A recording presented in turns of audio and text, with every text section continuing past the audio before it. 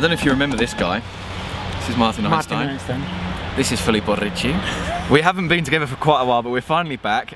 We haven't got. And this is the new president of Real Oviedo. Yeah, exactly. Let's introduce the chairman of Real Oviedo, Mr. Seat Low. Okay. Congratulations, by the way. Yeah. Not happening. We haven't got an orange sofa, we have got a wooden bench. There's a big question, which I suppose is the most important one to challenge now that we're finally back. We've had a couple of months of it. Pep Guardiola, Tito Villanova. What's the difference between the two Barcelonas? First difference is that I think that he knows how to play Cesc Fabregas. Yeah. Guardiola had to struggle. Let's remember that in the last game that Guardiola had as a manager of Football Club Barcelona against Athletic Bilbao in Copa del Rey, Cesc Fabregas didn't play as a starter. I think he had a few minutes only. Yeah. So and in Liga now, Fabregas started all the games but one, the last one. So he found a place for Fabregas. There's one small kind of rider on that though, isn't there? Which is that at the start of last season, Fabregas played a lot with Guardiola as well and scored a lot of goals until Christmas, and it was after Christmas that things went wrong. Yeah.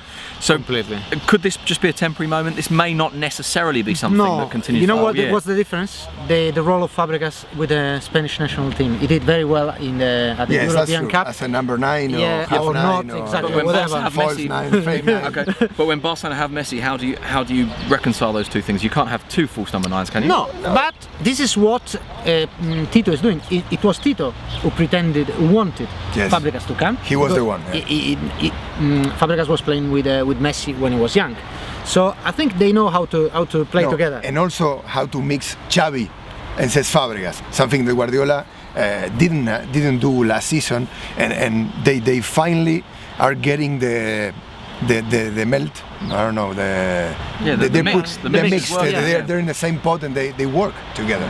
Xavi works really well with Cesc Fabregas. I think the Barcelona right now is stronger in the midfield because it has more options. They don't have Keita.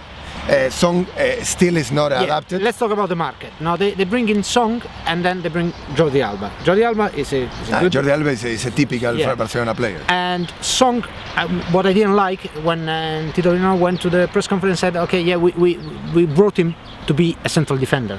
And then 2 days later, he plays in Seville. He's a disaster in Seville, and he's no longer a central defender. So to me, they had to sign a central defender. It's true, but the good thing with Barcelona is that you always have a plan B. You always have a backup plan because you have so many players from so much quality that you don't have a big. It's not a big problem when a player that you sign doesn't work. The defense. They've conceded goals in I think 14 out of 20 games. Yes. The difference to me is that they were playing with Alves, Piqué, Puyol, Vidal, and now they're playing with Adriano as a central defender, or Song, or they had a lot of injuries. So it's important to keep that in mind, isn't it? Because there is an assumption that Barcelona are weaker defensively this year. It could be just that they've been weaker because of their injuries, and then when everyone's back, they won't be so weak defensively. But there are some things they're doing, and for example, the Celtic game, that frankly, look, every criticism we make of Barcelona has to be kind of put in the context of a very, very good side. So the small things seem really big to us. But some of the things that Barcelona did against Celtic are negligent. It's negligent to in a game where you have 12 corners and the other team has 1, to know, even before the game, of our 12 corners, we won't do anything. Exactly. Of their 1, they probably will. I think that's so simple. It's utopia. It's being naive. It's saying, you know what? I think this team, in difference with the Guardiola team, is more offensive. Yeah. They don't care, or they don't want to lose time. No. Speaking of losing time. Yes.